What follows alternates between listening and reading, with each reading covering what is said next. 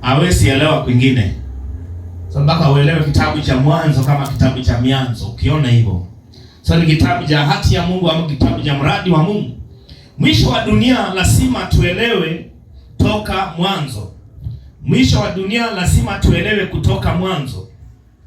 Mwisho wa dunia lazima tuelewe kutokea mwanzo. Kumbuka tuko kwenye kuja kwake Bwana part 4A. Mpango wa Mungu wa kutoka mwanzo ndio tunaangalia taratibu. Mwisho wa dunia lazima tuelewe kutokea mwanzo.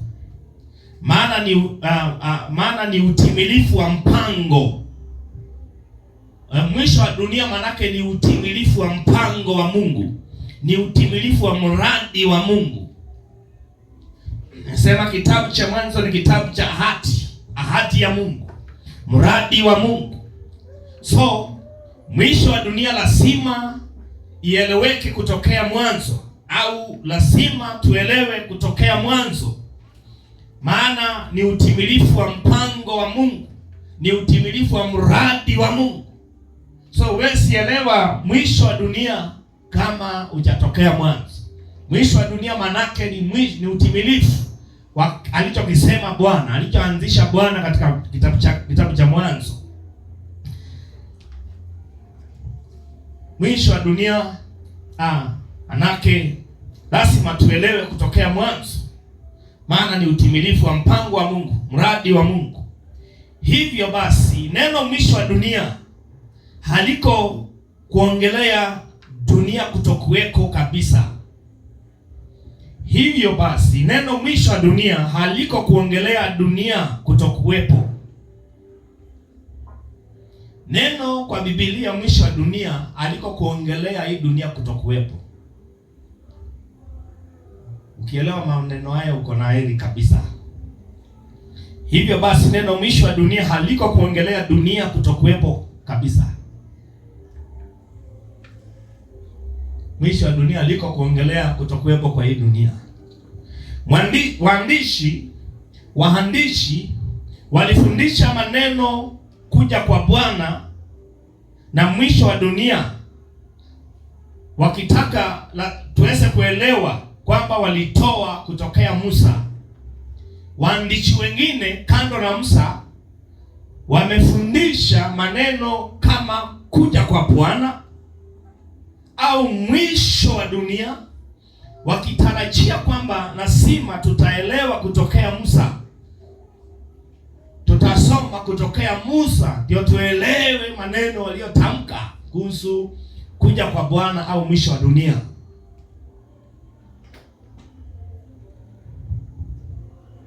Waandishi wengine kando na Musa wametarajia, wanapoongelea kuja kwa Bwana, mwisho wa dunia, wanatarajia kwamba tutasoma kutokea Musa.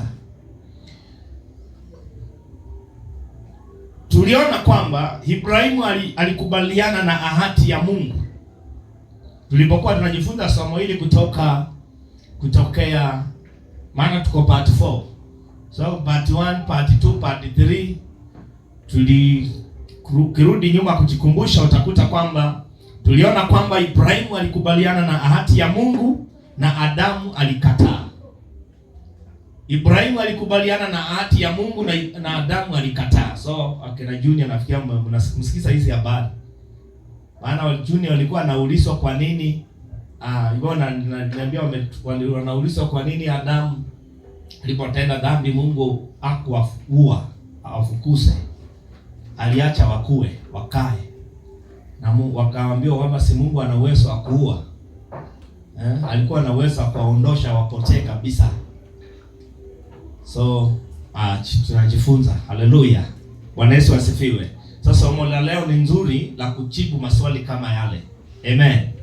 Glory to God. So Ibrahimu alikubaliana na ahadi ya Mungu, lakini Adamu alikataa.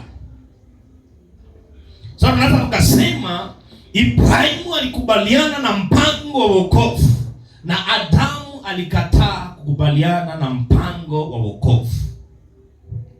Ibrahimu alikubaliana na mpango wa Mungu wa wokovu, lakini Adamu alikataa mpango wa wokovu wa Mungu.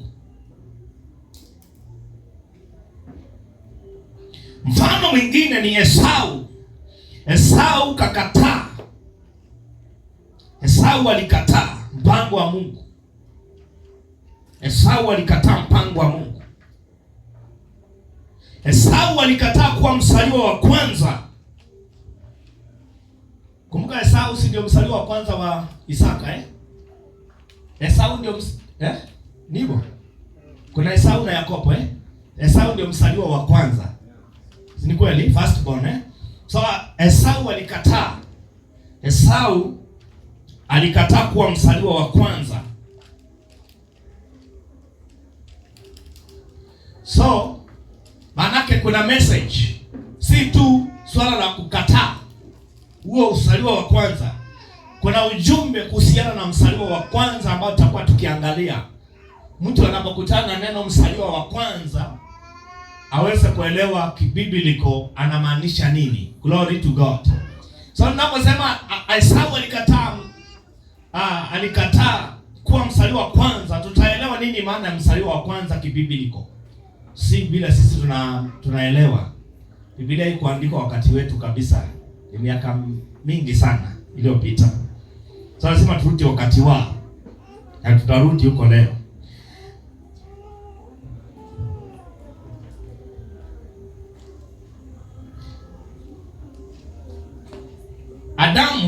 Esau, tunaelewa Esau alidharau. Ukisoma kwa kawaida tunaweza kusema alidharau haki yake ya kuwa mzaliwa wa kwanza Ukisoma kwa haraka, si ndio? Kwamba alikataa, alidharau sana hiyo nini yake ya kuwa mzaliwa wa kwanza. Lakini hiyo si fundisho ambalo Mungu anataka tuone. Mzaliwa wa kwanza, before nisungumza kuhusu mzaliwa wa kwanza, andika hivi. Kimsingi Esau hakudharau hati yake ya kuzaliwa, yani ile hati ya kuzaliwa kuwa mzaliwa wa kwanza, hakudharau hiyo. Bali alidharau ofisi ya baba yake. Esau leo somo hili tusikiza watoto wenye mko hapa msikiza kwa makini sana. Hili somo lina umuhimu mkubwa sana kwa watoto hawa. Kabisa, lina umuhimu mkubwa. Esau na Yakobo ni watoto wa Isaac, sio? Esau na Yakobo ni watoto wa Isaac. So, mtoto mmoja Esau haina maana kwamba, yani kimsingi haina maana kwamba alidharau hadhi yake ya kuitwa mzaliwa wa kwanza. Alichokidharau ni ofisi ya baba yake. Ni ofisi ya baba yake. Alidharau kazi ya mzaliwa wa kwanza. Tutajifunza, nitawafunulia nini maana ya mzaliwa wa kwanza. So, alidharau kazi ya mzaliwa wa kwanza.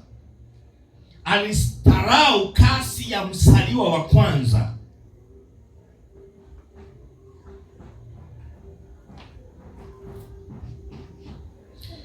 Kazi ya mzaliwa wa kwanza ni kurithi kile ambacho papa anacho. Kazi ya mzaliwa wa kwanza ni kurithi kile ambacho baba yako anacho. Sijaona nati boy? Yuko. Good. Kazi ya mzaliwa wa kwanza ni kurithi kile ambacho baba ako nacho. So, tunakuja. Esau alikataa kazi ya baba yake. Alidharau kile baba yake alikuwa nacho. Yes.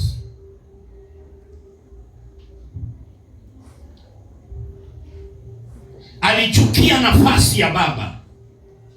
Ama tunaweza tukasema alichukia mission. Alichukia mission ya baba yake. Kumbuka baba yake Isaac alikuwa na mission duniani. Alikuwa na makubaliano na Mungu. Alikuwa na mission. So alidharau mission ya baba yake.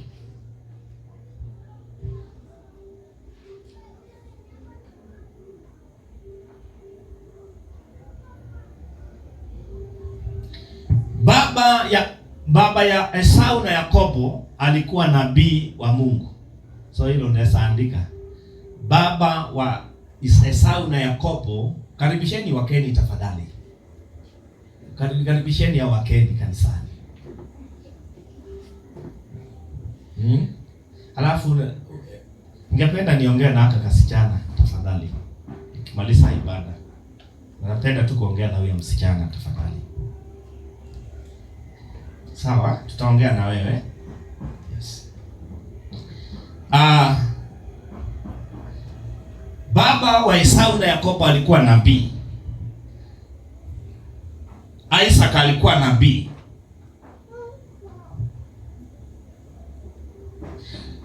Isaac alirithi ofisi ya baba yake ambaye alikuwa nabii. Baba ya Isaac alikuwa anaitwa nani? Ibrahim. So Ibrahim alikuwa nabii. So Isaac ama Isaka alirithi ofisi ya baba ya kuwa nabii wa Mungu. So unaweza kaanza kuona Esau alikataa ofisi ya kuwa nabii wa Mungu. Haleluya. Yaani bwana, mtu anataka kuwa nabii unakataa mazi. Yeah. Ningekuwa wakati acha niache tu. Watu tunatamani hizo ofisi za kimungu, alafu mtu mwingine anakataa. Imagine. Hiyo si ungwana. So alikataa ofisi ya baba ambaye baba yake alikuwa Isaac na alikuwa ni nabii, na Isaac alirithi ofisi ya baba yake ambaye ni Ibrahim. Ibrahim alikuwa nabii hapa duniani kabisa, nabii wa Mungu kwa ajili ya mpango wa Mungu. Ibrahim alikuwa nabii duniani kwa ajili ya mpango wa Mungu. Ibrahim alikuwa nabii duniani kwa ajili ya mpango wa Mungu.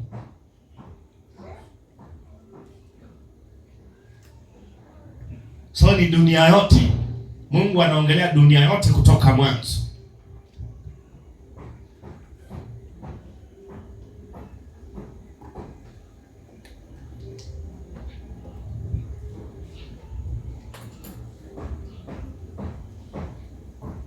So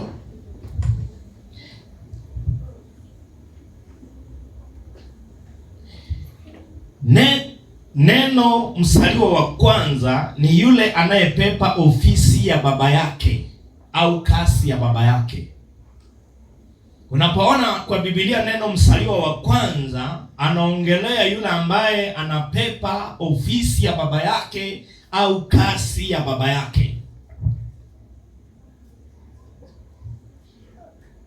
So ukiona msaliwa wa kwanza, si tu msaliwa wa kwanza kama vile sisi tunaelewa.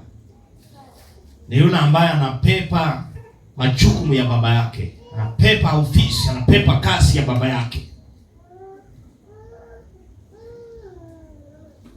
Ndio sababu Mungu anamwita Israeli kwamba ni mwanangu. Ndio sababu Mungu anamwita Israeli kwamba Israeli ni mwanangu. Utaona anamwita Israeli ya kwamba Israeli msaliwa wangu wa kwanza, ni mwanangu. Tutaona mifano yote kwenye somo hili. Don't worry. Tutaona kila kitu. Mungu anamwita Israeli mwanangu. Sasa swali linabaki, Mungu alimsali ni Israeli? Glory to God. Mungu anamwita Israeli mwanangu. Maana Israeli alichakuliwa kwa ajili ya kuendeleza mpango wa Mungu duniani. Na ukuwe makini, watu wengine wanatuambia Israeli ni ya maana. Yaani kuna wengine wanachukulia Israeli sio takatifu, yaani kuna namna nyingine wanaichukulia Israeli. Usipojua mission ya Israeli toka mwanzo, utapaki kuabudu Israeli leo. Tuko pamoja? Kama utaelewa Israeli toka mwanzo, utaabudu Israeli. Ndio naona watu leo wanaenda sio Yerusalemu, sio wanaenda kufanya nini, wanachukua maji, michanga, vitu zote. Israeli ya leo ni sawa na Kenya. Maji yaliyoko Kenya na maji yaliyoko Israeli ni maji, yanaitwa maji. Haleluya. Huo mchanga mchanga ni mchanga, lakini tofauti za michanga ziko tofauti. Mchanga wa Israeli, utofauti wa huo mchanga, unajua, mnaelewa namna unasalisha Si wa Israeli pekee. Na sio, yes, nilikuwa nataka hivyo. Very good. mchanga vile itakuwa na fertility. Yeah. Ile ilikuwa ina fertility. Hata ndio nilikuwa nataka kusema hata si Israeli peke yake. Hapa Kenya kuna sehemu zingine zikipandwa kitu fulani zinafanya vizuri, kwingine hasifanye. Ukizika mke yako. Ukizika? Yaani ukizika mke yako. Mtu. Mkuu. Kwa hiyo mchanga. Inawezekana hiyo kumea. Kwa sababu hiyo mchanga anasema iko very fertile. Ni kama Ikolomani kuna nini? Gold. Na Kawangware? Kawangware kuna soko mji? Uganda kuna mafuta. So usiabudu Israeli. Haleluya. Usiabudu nini? Unajua kuna watu ninapoongelea usiabudu Israeli, kuna watu wanaokopa hata kutaja Israeli. Wanaona Israeli ni takatifu sana. Hata kuitaja ufai kuikuza. Glory to God. Bwana Yesu asifiwe. So tunaona Mungu anamuita Israeli mwanangu, tutaona kwenye maandiko. Maana Israeli alichakuliwa kwa ajili ya mpango wa Mungu, kufanya kazi na Mungu. Israeli alichakuliwa kufanya kazi na Mungu. So lazima ujue mission ya Israeli kutokea mwanzo. Huwezi ukaelewa Israeli kama bado unasoma vitabu hivi vingine. Utakuwa unasikia inatajwa Israel, lakini hujui mbona inatajwa Israel. Hallelujah. Glory to God. Lazima ujifunze kutokea kwenye Israeli ilisaliwa. Alisaliwa wakati gani? Tunaona ni muhimu kufanya kitabu cha uchambuzi wa kitabu cha Mwanzo. Mfano, kuna neno wana wa manabii. Kuna neno kwa Biblia utasikia wakati wa kina nabii Elisha ama Elia. Zine Elisha ama Elia. Wakati wao unasikia neno hili kwamba wana wa manabii. Manake ni wale ambao wanafanya kazi chini ya nabii. Wanapoitwa wana wa manabii, ni wale wanafanya kazi chini ya nabii. Si kwamba ni wana kwa kusaliwa kwa tumbo. Wa kusaliwa kwa tumbo kabisa. Ni wale wanafanya kazi chini ya nabii. Wanafanya kazi chini ya nabii, aidha wakati nabii yuko, wanakuwa wanahudumu kwa niaba yake. Wanakaa kwenye ofisi yake, wanahudumu watu wengine neno la Mungu. Glory to God. Wanaendelesha kazi ya nabii duniani. Nabii akifa, wanakuwa wanaendelesha mpango wa Mungu ambao nabii alikuwa amepepa.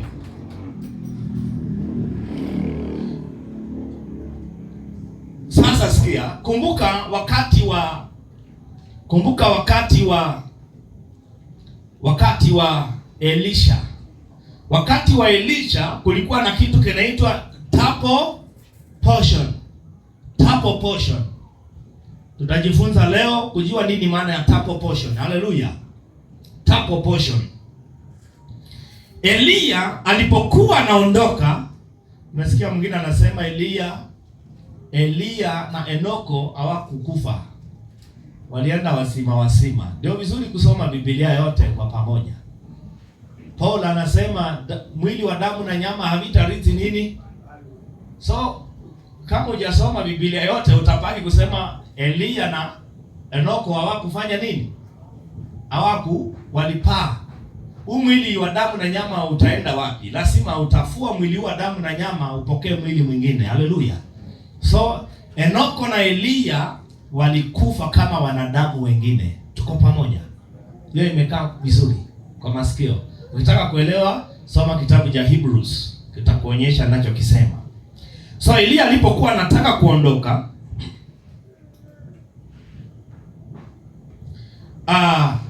Elisha ndio alikuwa awe mrithi. Wakati Elia anataka kuondoka duniani, Elisha ndio alikuwa awe mrithi. Arithi ofisi. Unajua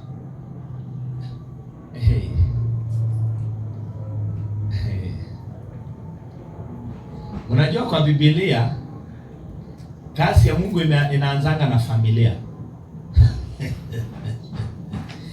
Kazi ya Mungu huwa inaanza na familia. Ndio sababu ukiangalia vile kutokea mwanzo, mimi yule anafaa riti ofisi yangu, anafaa awe mtoto wangu. Lakini sasa kwa sababu mambo imechanganyikana, watoto wanakuwa tofauti. Sasa inabidi mtu mwingine arithishwe ambapo si mtoto wako. Haleluya. So ukiangalia kibibliko ilikuwa ikiflow hivyo. Ina flow. Ni kama mbio za kupokezana kijiti. Hata mfano wa Eli inaweza kuwa bora kwa sababu watoto wake mfano wa Eli, yes. Watoto wake walikuwa wachukue ofisi yake. Bwana. Lakini so unaona what happened? Ilibidi Samueli atokee. Yes, ile anakuja akaingia. So next pia utaona ilikuwa watoto wa Samueli wanafaa kuchukua nafasi ya Samueli. Lakini pia watoto wa Samueli pia wakafuata njia ambayo si ya imagine. Sasa inabidi Mungu tena aende kutafuta mwingine. Yeah. Na hii sport kama ikigana hata Steve alikuwa alienda huko Yerusalemu kuomba. Tutumie hiyo tusikie. Yes, citizen. Na mtazamaji, mji wa Yerusalemu unatambulika kama mahali patakatifu katika dhehebu la Uyahudi. Maelfu ya waumini hufika hapa kufanya maombi. Na Stephen Leto alizuru mji wa Yerusalemu nchini Israeli na kutangamana na waumini katika ukuta wa hekalu unaotajwa kwenye Biblia, na sasa anatupa simulizi kuhusu aliyoshuhudia. Takriban kilomita 5,400 kutoka jiji la Nairobi, tunaingia jiji la Yerusalemu ambalo ni makao makuu ya nchi ya Israeli. Unafika jiji hili takatifu baada ya kuvuka bahari ya Red Sea. Hapa pia ni kilomita chache tu kutoka mji wa Bethlehem alikozaliwa Yesu. Dakika chache unapoelekea nje ya mji wa Yerusalemu, tunakaribishwa na mlima wa Mizeituni au Mount Olives.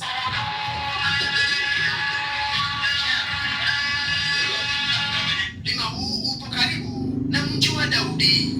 Yerusalemu imezungukwa na milima kila upande.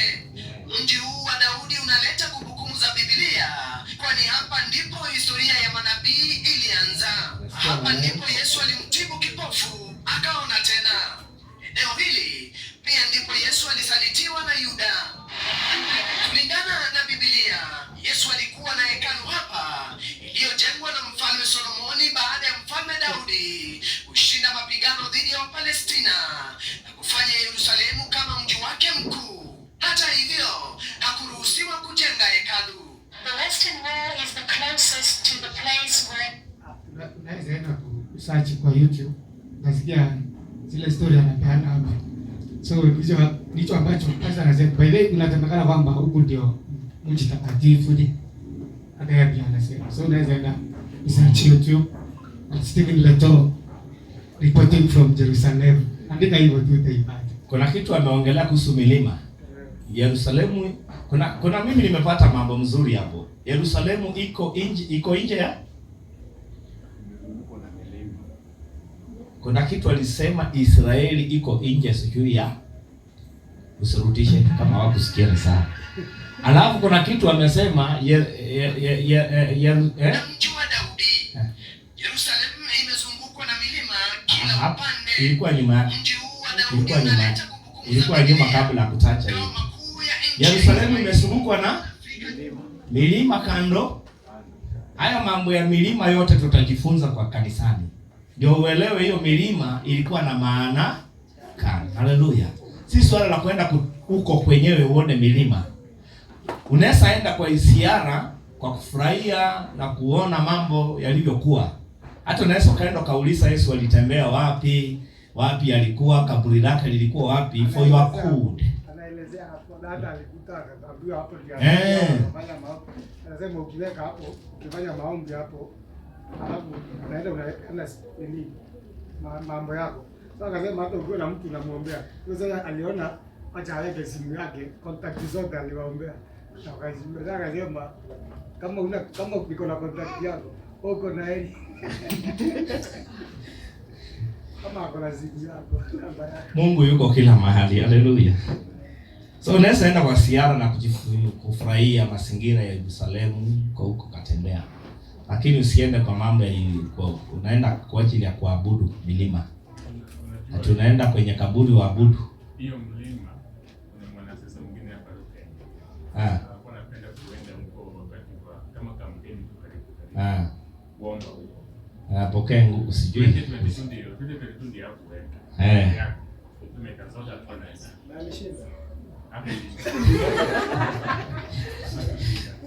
Sawa, tusonge mbele. So kuna kitu kinaitwa double portion ambapo Elisha alikuwa akridhi kutoka kwa achukue kutoka kwa Elia, aridhi ofisi ya Elia. Kumbuka kwamba katika Biblia double portion alikuwa anapewa mzaliwa wa kwanza kwenye utamaduni wao. Double portion ilikuwa inapewa mzaliwa wa kwanza kwenye utamaduni wao. Double portion alikuwa anapewa mzaliwa wa kwanza kwenye utamaduni wao.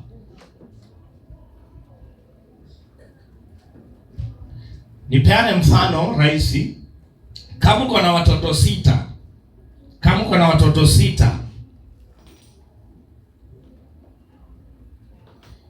na ukikawa kitu kwa watoto wote 6, yule wa kwanza first born kwa wale watoto 6 anapewa double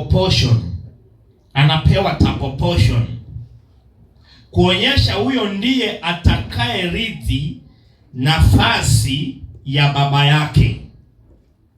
Una watoto 6 na unataka kukawa mandizi. So wewe umepepa mandizi 7 au umepepa mandizi 10. So unakawa kila mtoto ndizi moja, alafu first born anaongezewa ndizi 1. Ndio inaitwa double portion. Tuko pamoja? Kupata maratufu. Siko kwa Biblia.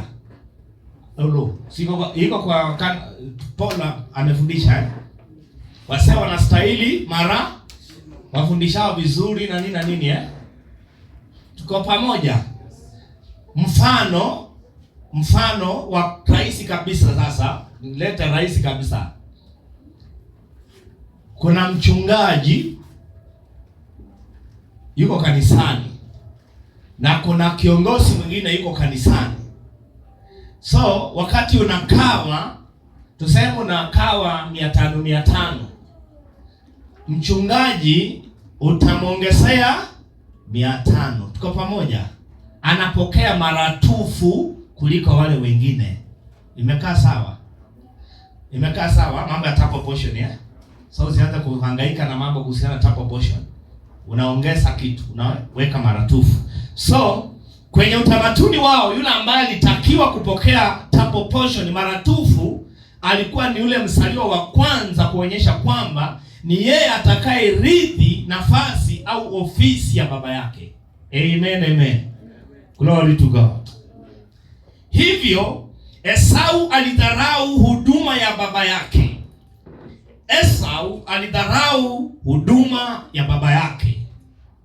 Hakutaka awe nabii wa Mungu. Esau alidharau huduma ya baba. Esau alidharau huduma ya baba yake. Hakutaka awe nabii wa Mungu. Na ujue hili, huduma hazipeani kutoka mbinguni. Huduma zinapeanwa na watu. Know it from today. Huduma zinateremshwa mbinguni. Mungu anakaa tu from nowhere, amechakua watu. Mtindo wa Mungu ni mtu anakabidhi mwingine. Tuko pamoja? Kuna hii hadithi hapa kuhusu mzaliwa wa kwanza na vile ambavyo alikuwa anagawa. Asika ninasoma. Soma tu. Kumbukumbu la Torati, Deuteronomy chapter 21.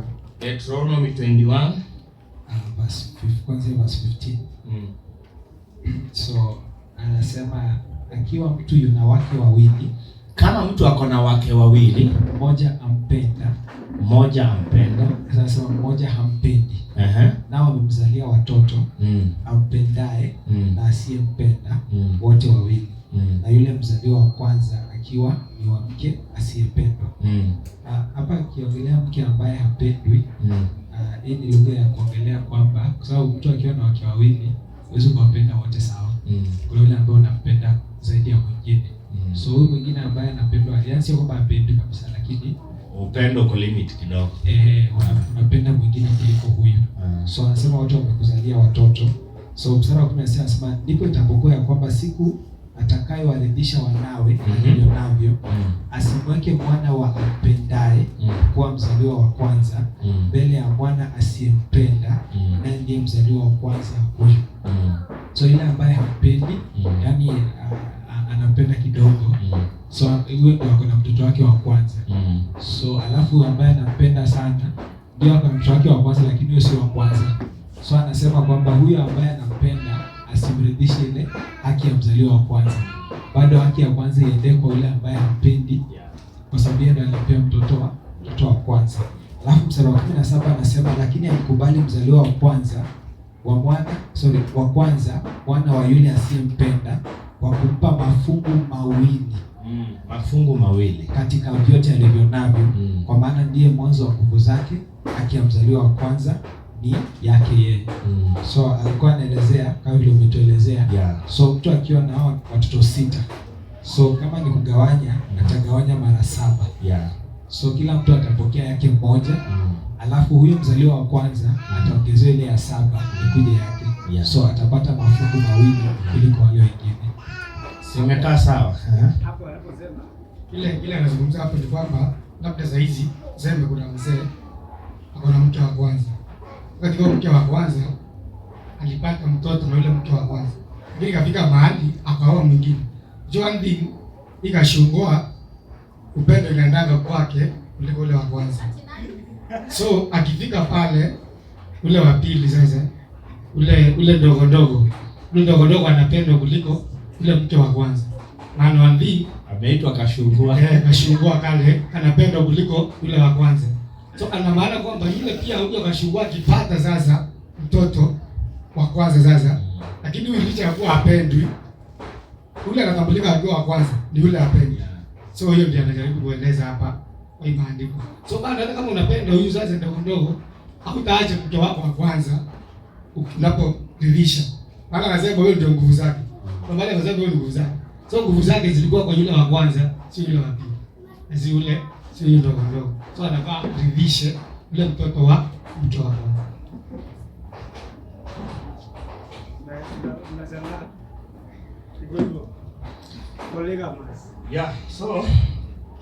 Tunaona mambo ya abortion kuonyesha kwamba huyo ndiye atakayerithi. So Esau alidharau huduma ya baba, hakutaka awe nabii wa Mungu. So Yakobo alijulikana na mama yake kwamba anapenda ofisi ya baba. Yakobo alijulikana na mama yake kwamba anapenda ofisi ya baba. Licha kwa Yakobo sio firstborn, lakini na mama yake alipokuwa anatembea na watoto akiwalea, wakiendelea katika ukuaji wao physically na katika hekima na nini, mama alikuja akajungusa akafahamu kwamba Yakobo anapenda sana ofisi ya baba. Si hata kwenye watoto wetu ambao tuko nao, unajua kuna mtoto tu anapenda ofisi ya kichungaji. Acha tuache. Mama anaweza akaona haraka mtoto. Unajua kuna watoto hawapendi ukiwa mchungaji na wewe ni baba yao. Hawapendi hicho kitu. Wanakidharau sana. Ati uchungaji kila saa kanisa ndio nini hapo natuambia. Nenda kanisani, si tuende siara zetu. Hata wengi hawatakangi kuwaita watoto wa pastor. Anakuwa anakataa ofisi ya nani? Ya baba.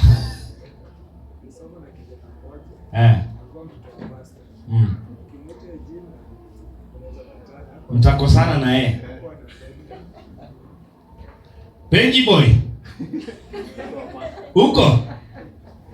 Benji boy.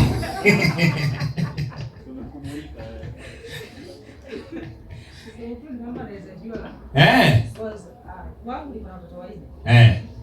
Kuna wawili. Hata kama walikuwa wameanza kulala. Sio umeanza kuomba na ruka kisha hivi blanketi mko mmoja amekushika mkono. Anajiunga na hiyo mama. Yes. Hata kama bado alikuwa anaona. Yaani yako tu. Mama kuna mama anajua kuona. Baba miaka ilikuwa imeenda, mama amekaa na watoto anajua. Yakobo ndio sasa hili somo litatusaidia maana watu wengine wanaona Yakobo alikuwa anaitwa Rebeka. Mke wa Isaka anaitwa Rebeka. Waliona kwamba alikosea. Lakini mama huyu alifanya huduma. Alifanya kazi ya utumishi kabisa kwa Mungu. Haina maana alichukia Esau. Na haina maana alichukia Esau. Maana alijua kama sio baba alikuwa anataka kuridhisha Esau. Mama alijua kama Esau ndiye atapewa majukumu. Mpango wa Mungu umepotea kabisa complete. So badala ya kumpa mtu akaharibu mpango wa Mungu. Wacha pewe yule ambaye atapepa na aridhishe mwingine. So Esau angepewa. Oh my God. Ingepotea. Tutaona kwenye haya maandiko vile hata Nuhu alipoteselea mpango wa Mungu. Badala ya kubariki akalaani. Tuko pamoja? Haleluya. Somo la muhimu sana ni nani ambaye amepewa majukumu ya baba ya kupepa ahadi ya Mungu. Glory to God. Haleluya. Yaani mimi namridhisha Esau. Alafu inafika mahali Esau anafika mahali anakwama. Anauza vyombo vya kanisa. Alisa hata viti. Mkikuja mlango umefungwa. Shida? Mimi nimesarenda. Unajua kuna watu ambao walikuwa wanamfuata Isaka kwa sababu ya baba ya. Hao watu amewapeleka wapi jameni? Haleluya. Bali ni kitu ambacho kiko very serious kimaandiko. Si mchezo. So mama alijua kabisa kwamba Yakobo anapenda ofisi ya baba yake ya kutangaza ahadi ya Mungu. Alijua Yakobo anapenda ofisi ya baba yake, kazi ya baba yake ya kutangaza ahadi ya Mungu ama mpango wa Mungu duniani. Mama alijua hilo.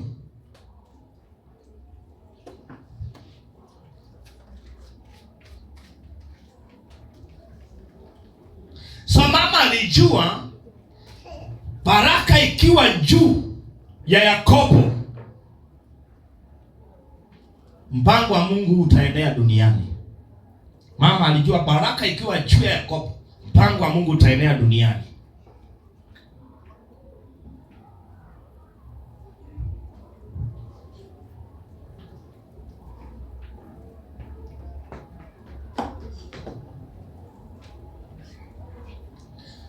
Unajua hata mambo ya mali huwezi mlinganisha Yakobo na Esau, mali za kawaida. Huwezi walinganisha wote wawili. Haleluya. Bwana Yesu asifiwe. Unajua Yakobo alipanuka sana. Yakobo alienda akapanuka sana. Akapanuka. Esau alikuwa navyo kimwili. Elewa, Yakobo alikuja akapanuka, lakini kumbuka Esau alikuwa zaidi yake. Kimwili, kilikuwa na mali sana. So Esau alikuwa na vitu vya mwilini, ndio. Kabisa, alikuwa tajiri. Esau alikuwa tajiri kabisa. Esau alikuwa tajiri. Alikuwa navyo kimwili. Lakini baraka ya kuendesha kazi ya Mungu duniani ilikuwa juu ya Yakobo. So licha kwa Esau alikuwa navyo mwili physically, baraka yani mambo ya mwilini, lakini baraka ya kuendesha kazi ya Mungu ilikuwa na Yakobo. Baraka ya mwilini, yani vitu vya mwilini haviwezi vikasiti baraka ya Mungu ya kupepa ufalme wake na kuutangaza. Anaye heri na amebarikiwa mtu ambaye anatangaza mema ya Bwana. Waambie watoto wangu jihadharini sana. Kama mtachakua vibaya, mtaumia. Maana mimi niko duniani naweza tu waombea, lakini wakati nitakuwa miaka imenisiti, kwa sababu si tulitangaza hapa kwamba hatutasika wazazi wetu. Nini? Wazazi wetu hawatatusika, si ndio? Sisi ndio tutawasika kwenye umri ambao unastahili. Tuko pamoja? Sasa mimi sitarajii watoto wanisike. Sitarajii mimi kusika watoto wangu mimi. Natarajia watoto watakuja kunisika kwa umri mzuri. Sasa kama nitakuwa nimeondoka na walichakua vibaya, watateseka sana. Haleluya. Watateseka sana. Heri mtu aliye kwa Mungu kuliko mtu ambaye amekataa Mungu. Watu walio kwa Mungu wanasikia raha sana, wana amani kabisa. Hata kama unakosa hela leo, lakini wewe ni mbarikiwa kweli kweli. Haleluya. Unaweza kosa hela, unaweza kosa vitu katika hata chakula ukalala njaa, lakini una amani katika Kristo. Haleluya. Haleluya. Ndio mtu ambaye, hebu angalia Yusufu, mtoto mdogo sana. Yusufu yani bado kijana kimeuzwa huku, kienda kifanya kazi huku, lakini Yusufu anenda kufasiri ndoto ya mfalme. Hiyo si baraka? Hiyo sio heshima? Danieli si heshima mbele za mfalme? Elisha anaponya mfalme mkubwa sana. Naamani alikuwa chemetari dunia, wakati wa dunia yao ndio mtu alikuwa anasikika. Hakuwa mdu mdogo, lakini hana Mungu. Haleluya. Hana Mungu. Kama mtu atokee mahali kama sasa hivi waombee huru. Yeah. Kwa hiyo kazi hapo. Yes. Mnajua kila ambacho kilifanya Anania apate shamba. Mary akada, hilo alikufa. Aliombea Moi. Huyu akamnunulia hilo shamba. Halo.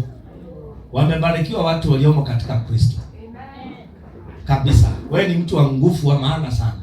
Usiwahi jidharau hata kidogo. Ukikosa hela, usijidharau. Kila umepepa ni cha thamani kuliko hela. Tuko pamoja? Ukikosa kasi, usijidharau. Kila umepepa ndani yako ni kikuu kuliko kasi. Haleluya. Bwana Yesu asifiwe.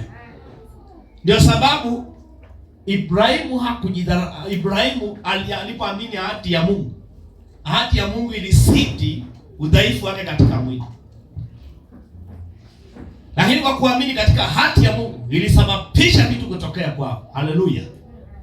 So kutembea kwa kimungu ni bora kuliko kuwa nje ya Mungu. Heri utajirike mwilini wakati uko ndani ya Mungu. Haleluya. Kuliko kuwa tajiri aliye nje ya Mungu. Mama tajiri wanateseka watu wa Mungu, nawaambia. Hao watu wanapitia shida kubwa sana. Akija na magonjwa, akikuelezea magonjwa ni makubwa, inaliko yani ni zaidi ya magonjwa 5 makubwa. Na wewe chenye huwa kinakuja kwako, yeye anatumia mabilioni kujitibu, wewe ni kaoma, malaria, na unaenda tu na mesa painkiller, tu painkiller tu. Hebu kachiri ni tu painkiller tu na unasurvive. Kwani chai konjeka ambao ukajikuta kabisa kweli unatetemeka, nasema leo nimekufa. Alafu ni painkiller unakunywa, unapona. Yaani ulisa tajiri kama atakunywa painkiller atakutupa na hizo vitu mbali. Unamletea sona moja ya kipanda hapa. Fukusa na hizo vitu. Madawa zenye anatumia ni za milioni, za maelfu. Bwana Yesu asifiwe. Glory to God. Sema nina heri katika Kristo. Nina heri katika Kristo. Nina heri katika Kristo. So baraka ya kuendesha mpango wa Mungu duniani ilikuwa juu ya Yakobo.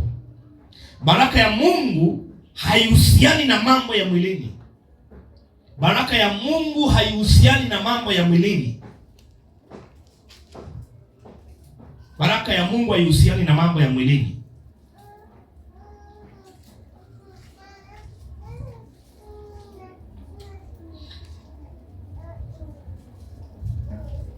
Unajua mpaka Yesu Kristo alikuja akatokea kwenye usawa wa Yakobo. Ha? Yesu ametokea kwenye usawa wa Yakobo. Huu ni usawa ulio na baraka mno. Halo. Hivyo maneno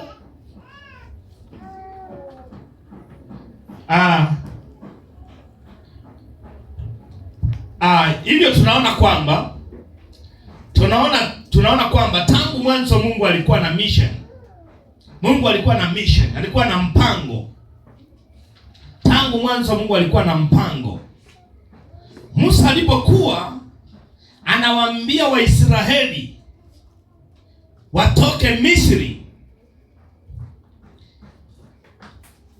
aliwaandikia kitabu cha Mwanzo. Musa alipokuwa anaambia wana wa Israeli watoke Misri, aliwaandikia kitabu cha Mwanzo ndio wajue ni kwa nini watoke Misri. Wewe si anawaambia watu watoke kama utawaelezea ni sababu gani watoke. Wewe si enda kuambia watu watoke kama hujawaelezea ni kwa nini wanatoka. Ndio nasikia Musa na conversation wamesumbuana na Mungu sana. Naenda kuambia aje? Ndawaambia nani amenituma? Mambo hayo yote. Kwa sababu alijua wewe si enda tu kuambia watu watoke na uambie kwa nini watoke. Na huko wanakula vizuri, wanafanyishwa kazi ndio, lakini wanapenda hayo mazingira.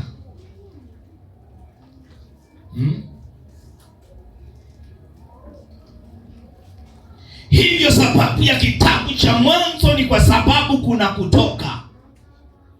Hivyo sababu ya kitabu cha Mwanzo ni kwa sababu kuna kutoka. So kama hakuna kutoka, hakuna mwanzo. Kuna mwanzo kwa sababu kuna kutoka. Kuna Genesis kwa sababu kuna Exodus.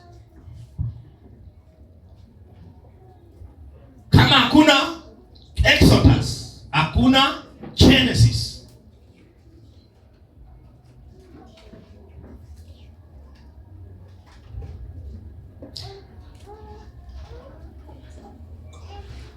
Kila ambacho Musa amefanya na masimulizi yaliyokuwa kwenye Mwanzo, kila ambacho Musa amefanya na masimulizi yaliyo kwenye kitabu cha Mwanzo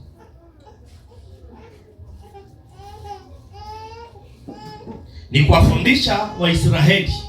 Alitumia yale masimulizi yaliyo kwenye Mwanzo kuwafundisha Waisraeli kuhusu Mungu na kile anachoweza kutenda. Musa anatumia masimulizi yaliyo kwenye kitabu cha Mwanzo kuwafundisha Israeli kuhusu Mungu na kile ambacho Mungu anaweza kutenda. Teka sikio, kaa kwenye mkao. Watoto wanaanza movement. Kama kuna watu wakubwa, spend this movement tafadhali.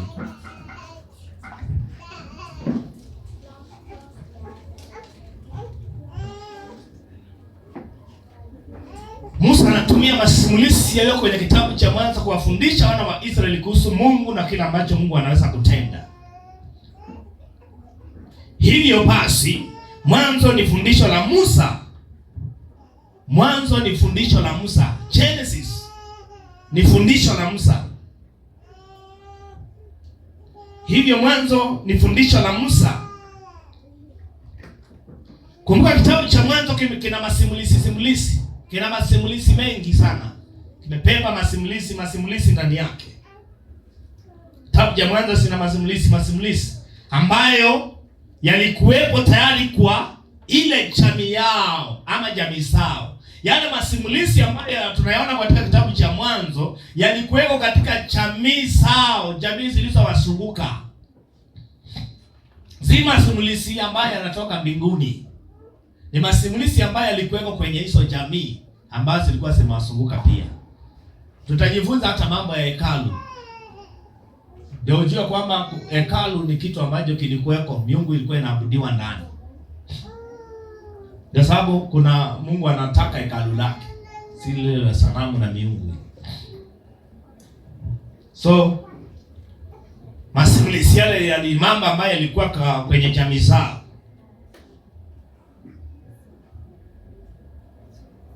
Haina maana kwamba wana wa Israeli walikuwa hawajui hadithi za kina Ibrahimu. Haina maana kwamba wana wa Israeli walikuwa hawajui hadithi za kina Ibrahimu. Walikuwa na utaratibu wa kusimuliana kwa mdomo, inaitwa oral tradition. Walikuwa na njia ya kusimuliana kwa mdomo. Kabla Musa sio nabii peke yake, kwa si nabii wa kwanza kwenye maandiko. Kulikuwa na manabii wengine, lakini walikuwa wanapitisha hati ya Mungu kwenda kwa kizazi kingine kupitia mdomo. Hakukuwa na uandishi wakati ule. So wana wa Israeli si kwamba hawajui hadithi za kina Ibrahimu, wanajua kwa sababu kulikuwa na wanasimuliana visasi na visasi. Wanaelewa mambo ya Ibrahimu. Walikuwa na utaratibu wa kusimuliana kwa midomo, kuhadithiana kwa midomo. Inaitwa oral tradition. Oral tradition. So Musa kama mwanatheolojia wa kisasi chake, ambaye ni mwalimu wa neno la Mungu kwenye kisasi chake, alifundisha watu kwa kuyafasiri yale masimulizi kwao. Musa kama mwanatheolojia wa kisasi chake, mwalimu wa neno la Mungu kwenye kisasi chake, alifundisha watu kwa kuyafasiri yale masimulizi kwao, kuwafundisha Mungu na kile anachoweza kufanya. Musa kama mwanatheolojia wa kisasi chake, mwalimu wa neno la Mungu kwenye kisasi chake, alifundisha watu kwa kuyafasiri yale masimulizi kwao, kuwafundisha Mungu na kile ambacho Mungu anachoweza kufanya. So Musa alitumia yale masimulizi, aliyafafanusha kwao,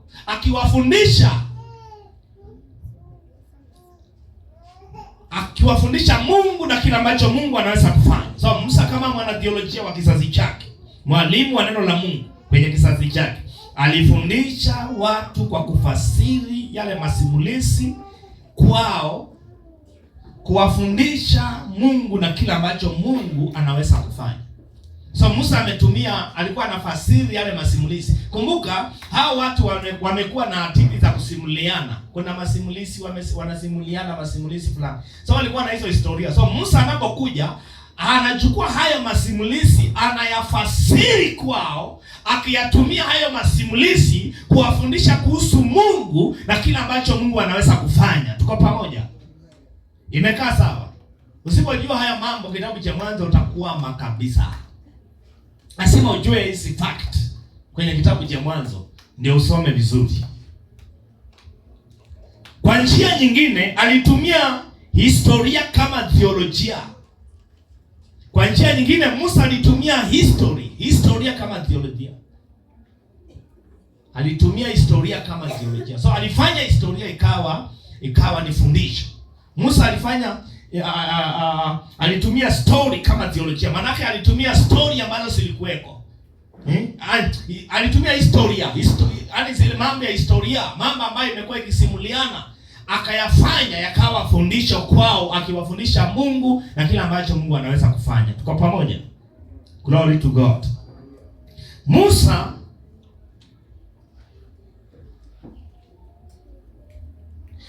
hakutumia matukio yote au hakutumia masimulizi yote yaliyokuwa, bali aliangalia yale yaliyokuwa na muhimu peke yake. Kwenye historia zao, vizazi vyao, kulikuwa na masimulizi, kulikuwa na mambo yalikuwa yakifanyika. So Musa hakutumia matukio yote au masimulizi yote yaliyokuwa kwenye hicho kizazi, bali alifanya nini? Aliangalia yale muhimu pekee. Hakuwa anachukua kila kitu. Saa hii kama umesoma kama ulisoma mambo ya historia, mambo ya historia za Kenya na nini, vitu nilikuwa tunajifunza shuleni. Ulipokuwa unajifunza, si tumejifunza? Ilikuwa inaitwaje? GXC. Hao wanajifunza inaitwa? Sasa ni walete karibu. Yes. Yeah, simona?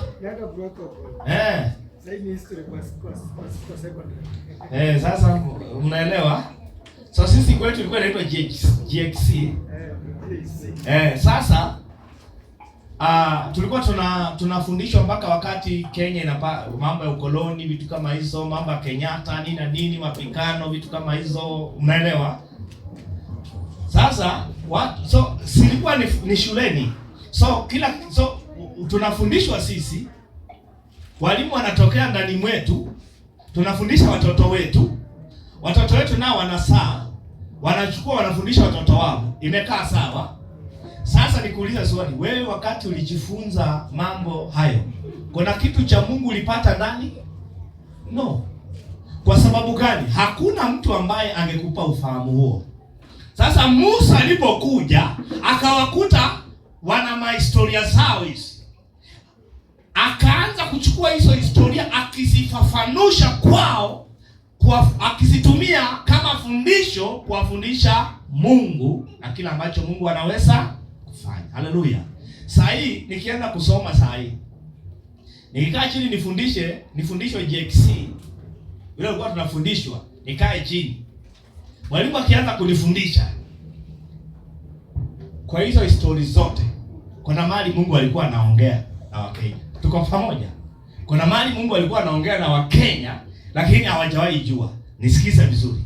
Hawa wafalme kutokea kwa Kenyatta mpaka kwa aliyoko leo, kuna mambo walikuwa wanazungumza biblically, ufunuo wa Mungu, lakini hawakuwa wanajua. Yeah.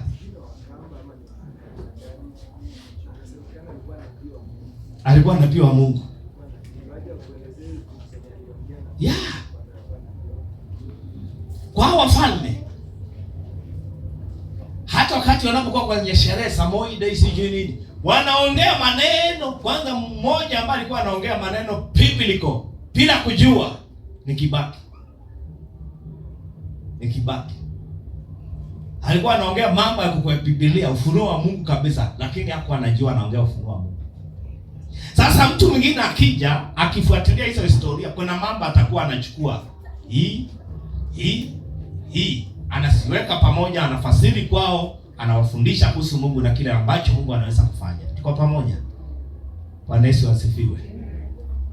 Haya, wakati ambapo Kenyatta anaenda Kisumu, wanamuinukia, wanamrusha na mayai. Hiyo ukitaka kuwafundisha watu, huo ni mtembeo wa kibibliko. Mtembeo wa kumpika mfalme wa Biblia ni mtembeo ambao tunafaa tuige. Si hata kwa Biblia tumeandikiwa watu wa jinsi hiyo ambao walitembea nje, akiwemo mtoto wa nani? Wa Daudi, si ndio? Akina Absalom. Mifano ambayo iko. So mimi ukianza kunihadithia hizo story, naweza tumia hizo story nikafundisha mtu neno la Mungu, kwamba huu si mtembeo ambao tunastahili kutembea kama watu wa Mungu. Haleluya. Tuko pamoja? Glory to God. So Musa alikuwa mwakili hapa sana, nakawa na Mungu. So Musa anafundisha akitumia masimulizi. Kutumia yale masimulizi. Musa anatumia masimulizi ya kina Adam, Kaini, Ibrahimu, Nuhu na wengine wengi. So usifikirie Musa anapotaja Adam, Musa anapotaja Kain, Ibrahim, Nuhu na wengine akina Enoko, ni fundisho.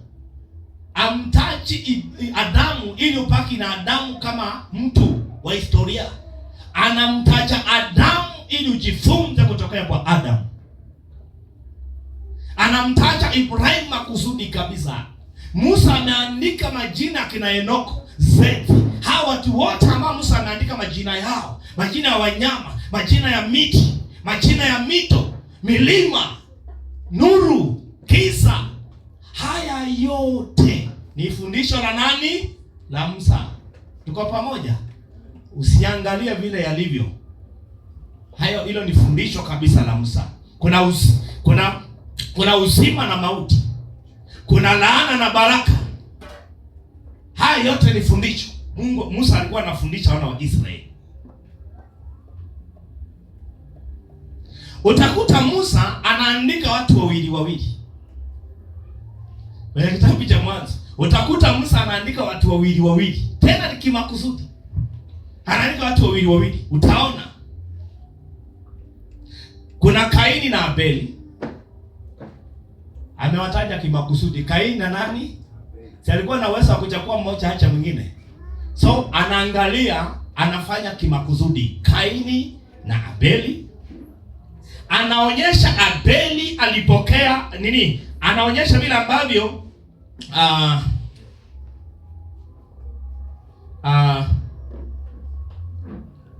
anaonyesha vile ambavyo Abeli alipokea na Kaini hakupokea.